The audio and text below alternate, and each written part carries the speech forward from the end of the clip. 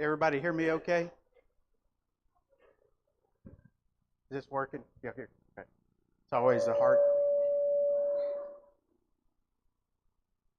hardest part about this. The second hardest part about this.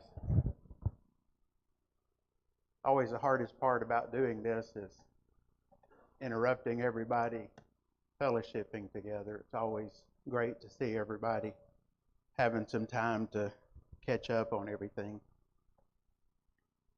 Today we're going to be studying from Genesis chapter 18, beginning in verse 16, and carrying through chapter 19, if you want to go ahead and turn over there.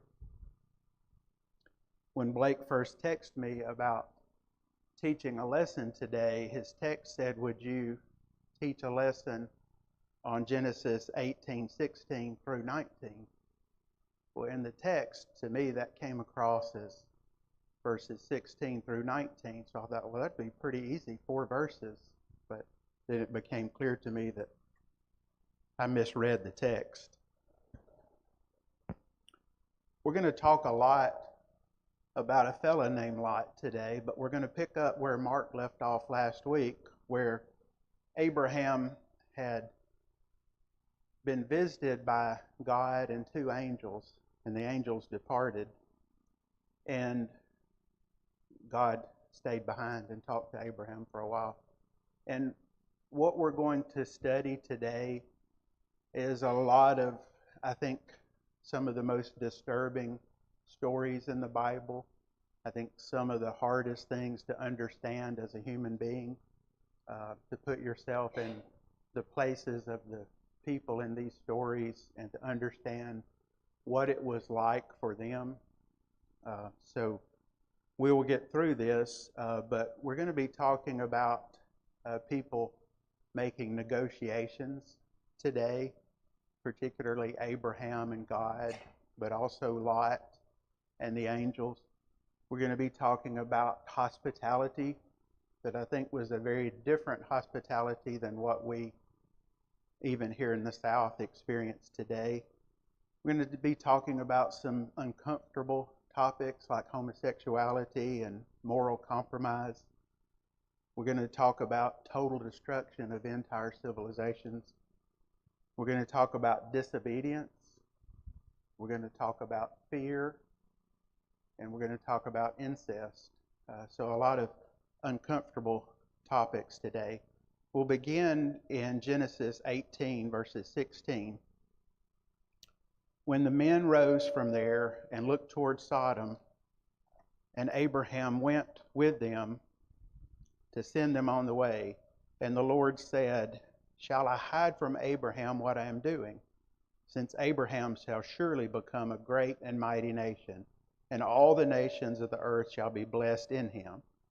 For I have known him in order that he may command his children and his household after him, that they keep the way of the Lord to do righteousness and justice, that the Lord may bring to Abraham what he has spoken to him."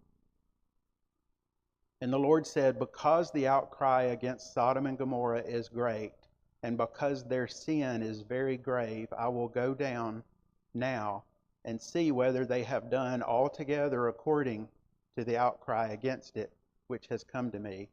And if not, I will know." Then the men turned away from there and went toward Sodom. But Abraham still stood before the Lord, and Abraham came near and said, "Would you destroy the righteous with the wicked? Suppose there were 50 righteous within the city.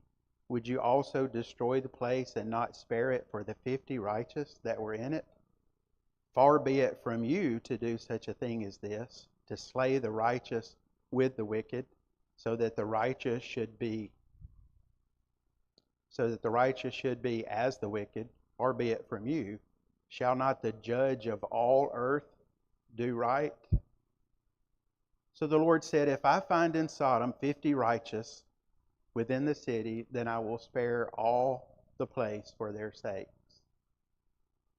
Then Abraham answered and said, "Indeed now, I, who am but dust and ashes, have taken it upon myself to speak to the Lord. Suppose that there were 5 less than 50 righteous. Would you destroy all the city for the lack of 5? He said, If I find there 45, I will not destroy it. And he spoke to him yet again and said, Suppose there shall be 40 found there. He said, I will not do it for the sake of 40. Then he said, Let not the Lord be angry, and I will speak. Suppose 30 should be found there. So he said, I will not do it if I find 30. And he said, Indeed now I have taken it upon myself to speak to the Lord. Suppose 20 should be found there. He said, I will not destroy it for the sake of 20. Then he said, Let not the Lord be angry, and I will speak but once more. Suppose 10 should be found there.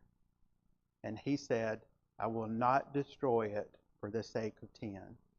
So the Lord went his way as soon as he had finished speaking with Abraham, and Abraham returned to his place.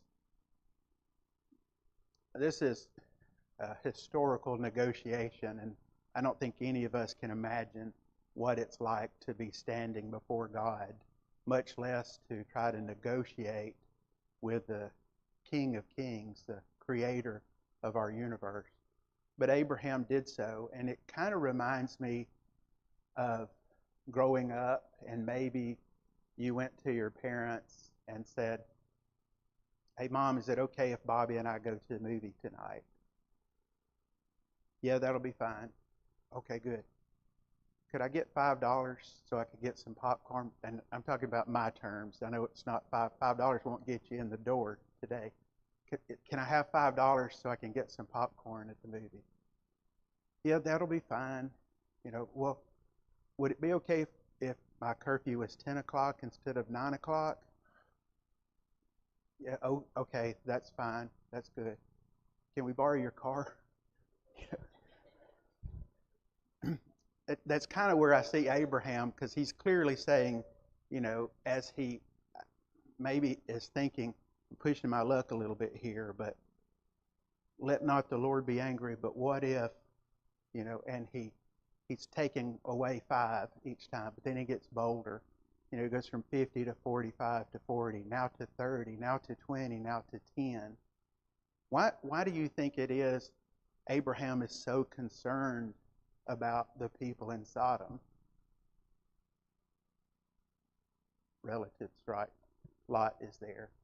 And perhaps he hasn't seen Lot in quite some time. We learned earlier that he had rescued him from slavery, and perhaps hadn't seen him since that time, but he knows that Lot and his family is there. So I think that Abraham is thinking, surely Lot and his righteousness, he's found good people, and he has shown some of these people the way to the Lord. So surely there's 10. He knows there's Lot and his wife and his 2 daughters. That's 4. Surely he's had a good influence on a few others so that the city will be spared. Did they find 10 people there? Clearly not. The city was destroyed. So we move on to chapter 19 now. Now the 2 angels came to Sodom in the evening, and Lot was sitting in the gate of Sodom. When Lot saw them, he rose to meet them, and he bowed himself with his face toward the ground, and he said, Hear now, my lords, please turn in your servant's house. You may rise early and spend the night and wash your feet. Then you may rise early and go on your way. What was Lot doing at the gate? Any ideas why he might have been hanging out at the gate?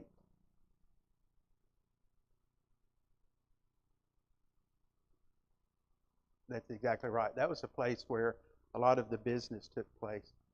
But it was also a place where some of the city officials and judges would sit. So he wasn't just at the gate hanging out, he was in the gate. So he had achieved some level of authority in the city to be in the gate. He sees these two people coming, and he immediately bows down to them and entreats that they come stay with him and wash their feet and spend the night. And they said, no, but we will spend the night in the open square. But he insisted strongly, so they turned into him and entered his house. Then he made them a feast and baked unleavened bread, and they ate. Why do you think that Lot felt compelled to insist strongly? It's one thing to invite somebody to your home, but he's insisting rather strongly that these two men he's never met before. That's exactly right. He knew when they said, we'll sleep here in the town square, that they were going to be in great danger. And so he insisted that they come to his home.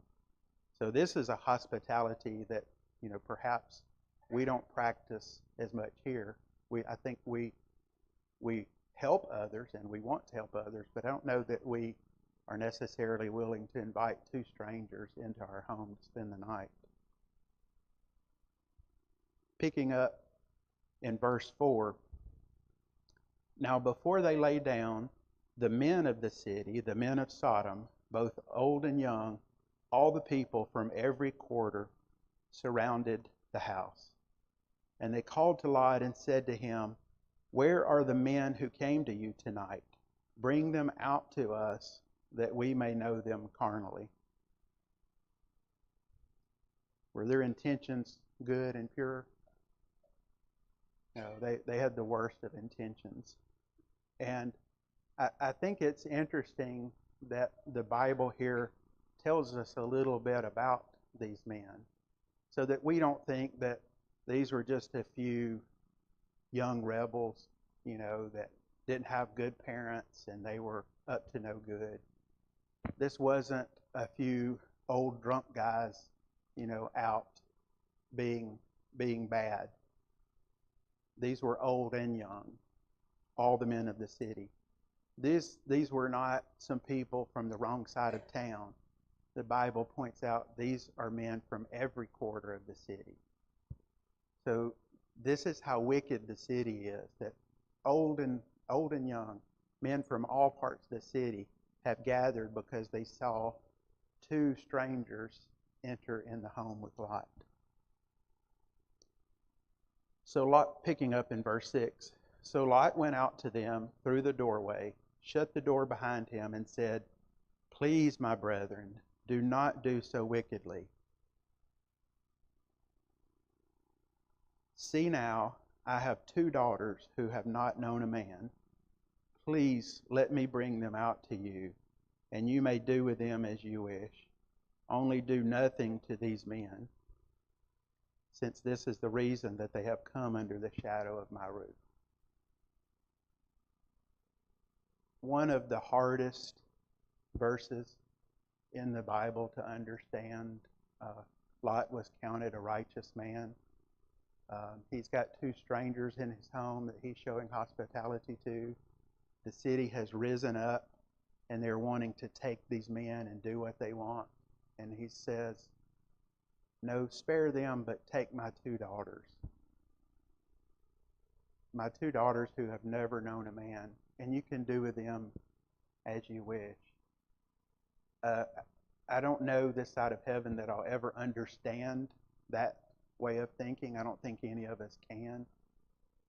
But I have to believe that on some level, perhaps, and this is just my thinking, that Lot had been living in a perverse city for a long time, and that some of that evil had started to seep in. So to him, perhaps that seemed less egregious, that perhaps on some level they would sin less if they were having more natural sex between a man and a woman versus these men that had come into his home.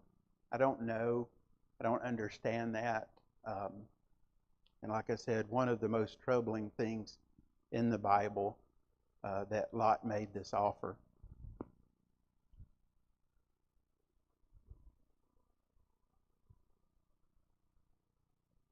Go ahead, sweet.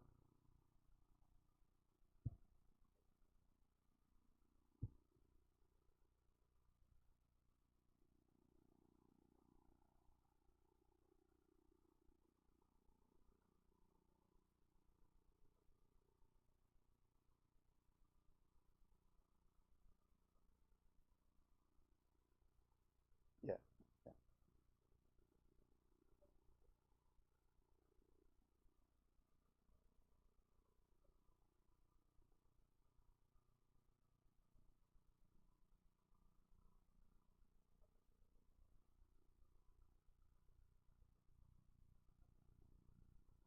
I,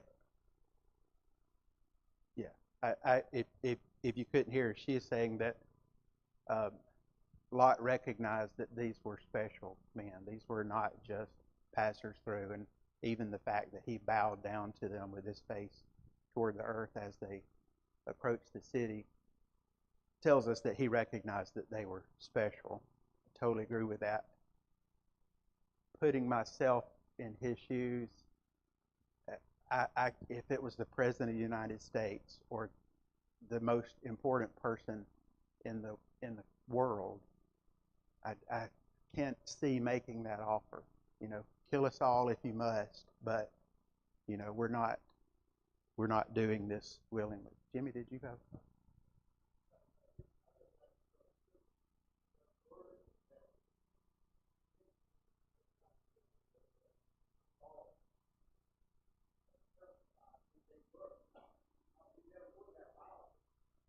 Right,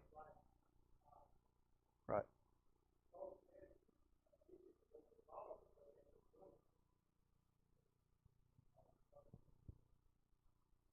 Yeah, yeah, I absolutely agree. These were certainly special, special people.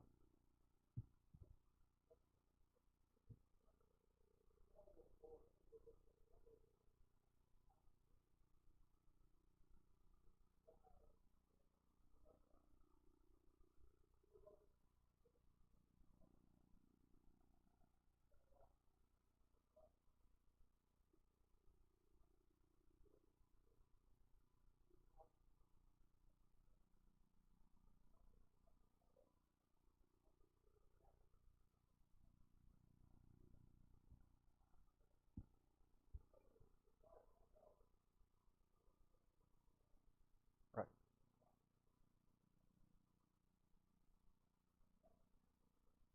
Yeah. Uh, so again, just a very disturbing tale, and I do think I agree with David, but I don't. I know hospitality was different back then. Probably very few of us would invite two two guys that were just regular guys passing through to come stay with me. Um, but in any event, he did make that offer. Um, yes.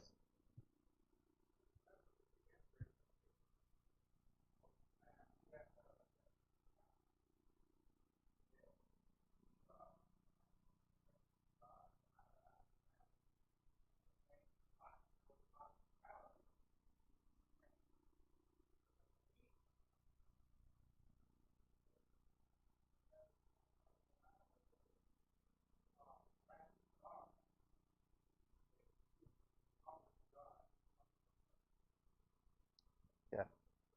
Absolutely. Um,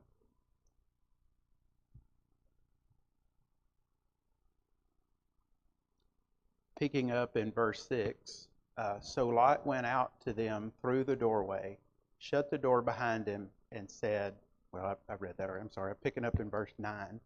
And they said, stand back. Then they said, this one came in to stay here, and he keeps acting as a judge.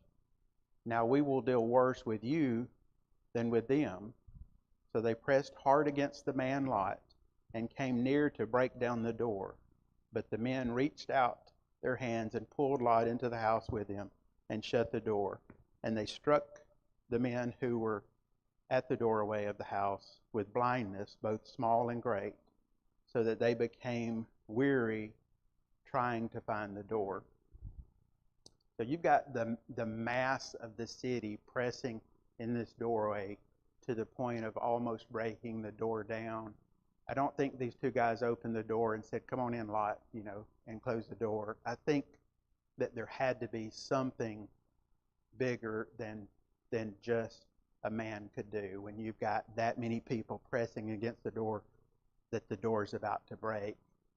I think when they pulled him in, that it was probably not just a natural thing, because if that door was opened, I think the whole room, the whole house would be flooded with men from the city.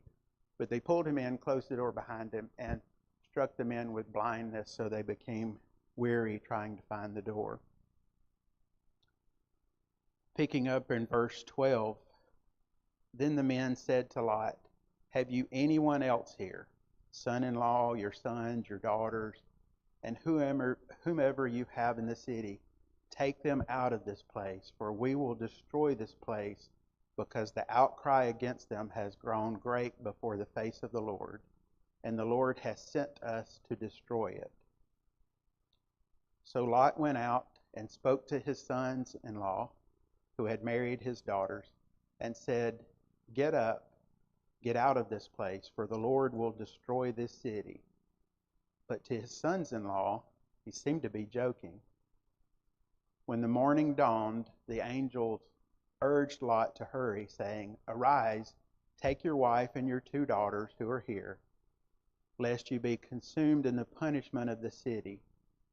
And while he lingered, the men took hold of his hand, his wife's hand, and the hands of his 2 daughters, the Lord being merciful to him, and they brought him out and set him outside the city. So it came to pass, when they had brought them outside, that he said, "Escape for your life. Do not look behind you, nor stay anywhere in the plain. Escape to the mountains, lest you be destroyed." So Lot has been given a command to take his family and get out of the city. And when he tries to tell his sons-in-laws, for some reason they think he's joking. And that's kind of easy to understand, because somebody told me that the city of Gadsden is going to be destroyed. I mean, that kind of thing just not something that happens very often. So you would think you're joking, right? And I think they just dismissed him, and even Lot tarried to the point that these 2 men had to grab them by their hands and take them out of the city. And again, I don't think that they necessarily just led them out of the city, because the Bible doesn't say that they just walked him out of the city. It says that, picking up in verse 16, "And while he lingered, the men took hold of his hand, his wife's hand, and the hands of his 2 daughters, the Lord being merciful to him, and they brought him out of the city and set him outside of the city." To me, implies that they were physically put there. "Escape for your life. Do not look behind you, nor stay anywhere in the plains. Escape to the mountain, lest you be destroyed." And now it's Lot's turn to negotiate. He's not real crazy about leaving his home and going off into the mountains to live. So he says in verse 18, "Then Lot said to them, 'Please know, my lords, indeed now your servant has found favor in your sight, and you have increased your mercy, which you have shown me by saving my life. But I cannot escape to the mountains, lest some evil overtake me and I die. See now, this city is near enough to flee to, and it is a little one. Please let me escape there. Is it not a little one? And my soul shall live.' And he said to them, 'See, I have favored you concerning this thing also, in that I will not overthrow this city for which you have spoken. Hurry, escape there, for I cannot do anything until you arrive there.' Therefore the name of the city was called Zoar. The sun had risen upon the earth when Lot entered Zoar. Then the Lord rained brimstone and fire on Sodom and Gomorrah from the Lord out of the heavens. So he overthrew those cities, all the plain, all the inhabitants of the cities, and what grew on the ground. So once Lot and his family were secure, the Lord rained down fire and brimstone and destroyed both cities, just as the angels had predicted. Does anybody know what brimstone is?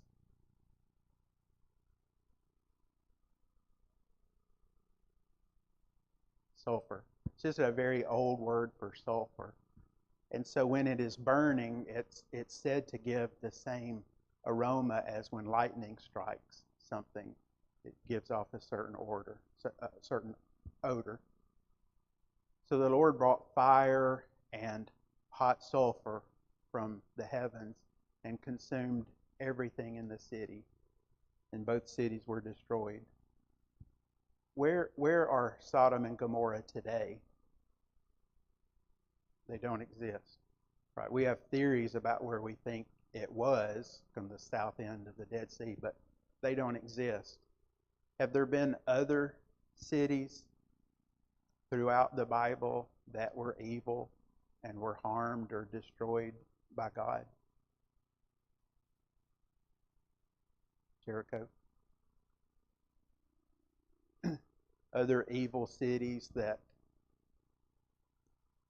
practiced evil and iniquity in God's sight, so much so that he sought to punish them. One that's mentioned, two that are mentioned many times in the Old Testament in multiple different books are Tyre and Sidon.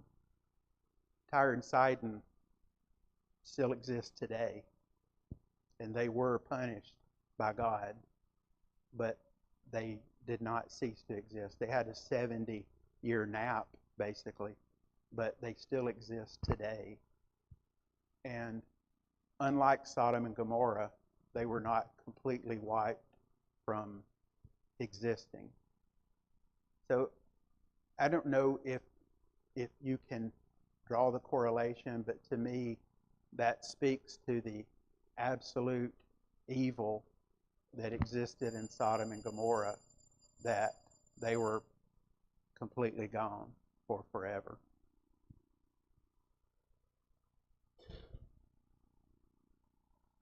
Picking up in verse 26, but his wife looked back behind them, and she became a pillar of salt. One of the most graphic images in all of the Old Testament is Lot's wife looking back and immediately becoming a pillar of salt. I don't think that when the angels said, y'all get out of here and don't look back, that it was that casual. I think it was a very impactful command. You know, y'all get out of here, head to the mountains, and don't look back. Don't look back to see what's going on. I also don't think that Lot's wife just kind of accidentally looked back, you know, when she was bending over something. I think perhaps she looked back longingly at her life, her city where she was living, and now it is consumed in fire. And thus she became a pillar of salt. I better get moving here. Picking up in verse 27, and Abraham went early in the morning to the place where he had stood before the Lord. Then he looked toward Sodom and Gomorrah and toward all the land of the plain, and he went up, the smoke of the land which went up like the smoke of a furnace. And it came to pass when God destroyed the cities of the plain that God remembered Abraham and sent Lot out of the midst of the overthrow. Then he overthrew the cities in which Lot had dwelt. Picking up in verse 30, Then Lot went up out of Zoar and dwelt in the mountains, and his 2 daughters were with him, for he was afraid to dwell in Zoar. Why do you think he was afraid to dwell in Zoar? Why has he had this change of heart? Now he wants to go to the mountains. where he didn't want to go there before.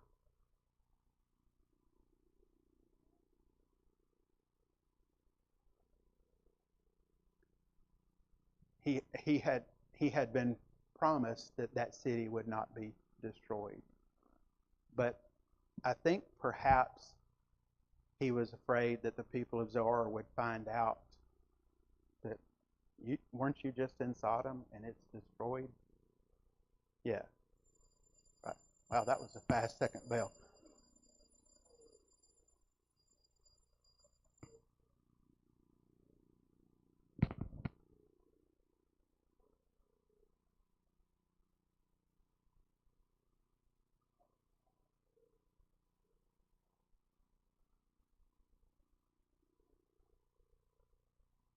Right. We're going to take care of that. So he fled. So wrapping up real quickly, Lot flees to the mountains. Uh, you, we all know this story.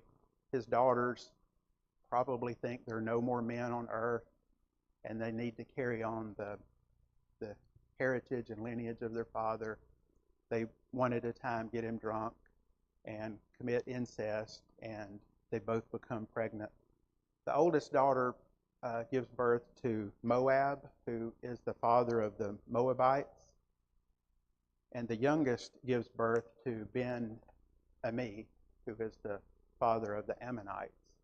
So interesting, out of this incest comes two of the fathers of the Moabites and Ammonites, who are perennial enemies of Israel. But also interesting to know that in God's grace, he brings good things out of bad things that we do. Anybody remember a Moabite who was a very important character? Ruth. Exactly. Ruth went on to, after her husband and father-in-law passed away, moved to the tribe of Judah, where she met a fellow named Boaz. And she and Boaz gave birth to a son named Obed, who had a son named Jesse, who had a son named David. Who, of course, went on to be the ancestry of Joseph, the earthly father of Jesus. Any questions about any of that? Comments? Sorry, I went over. That was that time flew by. Thank you all for your attention.